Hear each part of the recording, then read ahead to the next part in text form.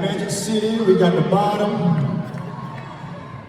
If you don't know what Miami stands for, Miami is money is a major issue.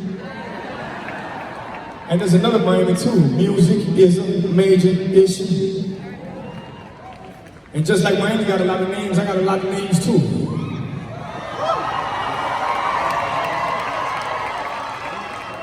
But to anybody that is from Miami that's here tonight,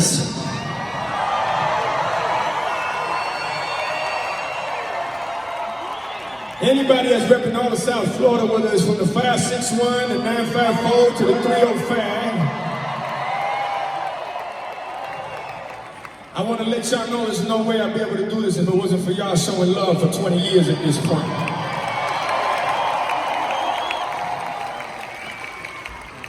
So I want to take a little bit of time to let you know why it's a special night.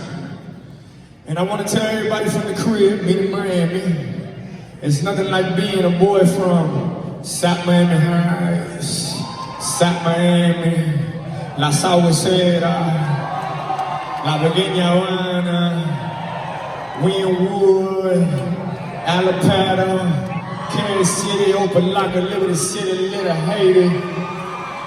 Oh my bad, I'm forgetting one. Hialeah. So to be able to be on this stage and not only be able to perform for y'all, but be able to speak to y'all, and I'm gonna bring it full circle for y'all at the end of this, and you'll see how this thing works. Now, me being a Miami boy, first generation Cuban American,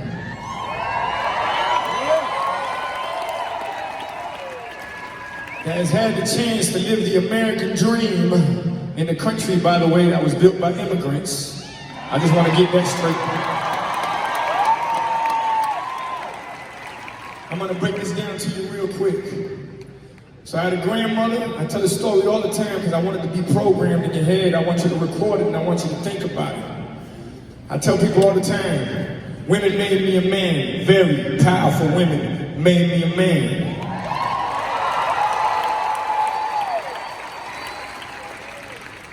Now my grandmother, Abuela was a part of something called La Sierra Maestra. La Sierra Maestra in Cuba, what it was is, when Castro basically took things over, she was one of the first females, 4 females, next to Castro and what they had going on when they were putting together strategic plans against the opposition, which was called Batista. Being that my grandmother was a part of that, she thought that she was a part of a powerful movement, a positive movement of taking over for the right reasons. She figured out later that that wasn't it. So she had to pivot. She put together a plan with my aunt. So you got Abuela Cuca and Deyanira. Okay? So when she got with Tia, my aunt, she said, hey, this wasn't what I signed up for. We gotta put together a plan. So she put together safe houses for the opposition in Cuba.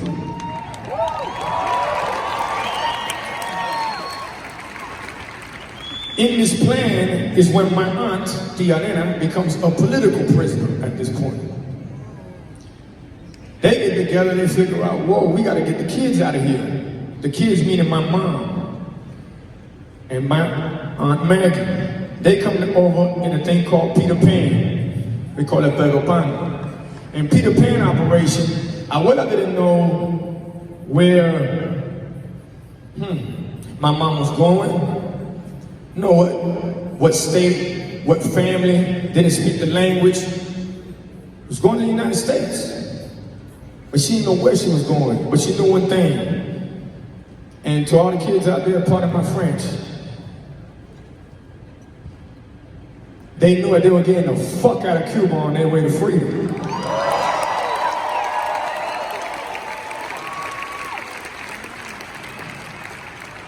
Dale de Buena. So the reason that I take this time to have this conversation with you is real simple, because I like to break down how I took my life from a negative to a positive. So where my mother gets over to Indiana, doesn't speak the language, she's 10 years old, goes through a lot of things. Oh, we got Indiana in the house.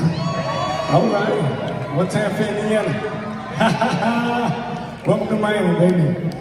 So, with that said, as that goes down, some people tell me it was 4 years, some people tell me it was 7 years, so I'm gonna tell you it was 5 years before they saw each other again in New Jersey. And we got New Jersey in the house too. Okay. With that said, it's this. If it wasn't for that struggle that they went through, I wouldn't be who I am. Okay? If it wasn't for the trials and tribulations, their trauma, their stigmas, everything that happened to them along the way, I wouldn't be who I am. Then I had a father that came over, because they won the lottery in Cuba. Let me tell you what the lottery in Cuba is. It's real simple. You don't win no fucking money, but you win freedom and you get the fuck out of here. That's priceless. So, my father brought boats over in the Mario boat lift, and I need y'all to listen more than anything. Y'all can chucky all you want, but listen.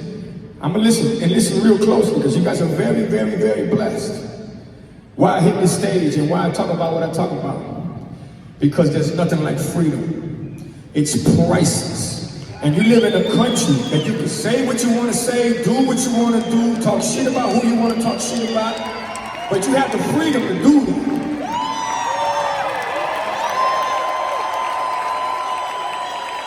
But more than anything, now we don't need to change it, More than anything, you have the freedom to be whoever you want to be. You do whatever you want to do. And especially to the kids, y'all need to listen to that. So when I hit the stage, I want to make sure that y'all know about that. And that's why I tell you a little bit about my story. Because especially the young bucks at this point, society thinks that everything is instant gratification. It just happens overnight. Nah, that's bullshit. It doesn't happen overnight. Okay? It's a slow but a for sure, which is uno de los dichos de nosotros, que paso corto, vista larga. Short steps, long vision. And I try to teach that more than anything to the youth. And I want them to understand that there's no way I hit a stage and all of a sudden this all just came together. Nah, there's a lot of things that happen throughout my life, throughout my family's life, and throughout my career for me to be able to be on a stage like this in Miami, 305 Dade County, represented with Tony Robbins.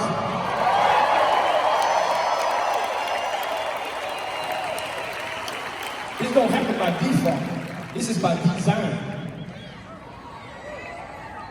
So to everybody in Miami that has shown me love, from Uncle Luke, meaning Luther Campbell from 2 Live Crew, to DJ Laz, and to all the Miami boys that have come up now, from Rick Ross to Trick to Trina to DJ Khaled to Uncle Wab, and may he rest in paradise, Flow Rider and all of them.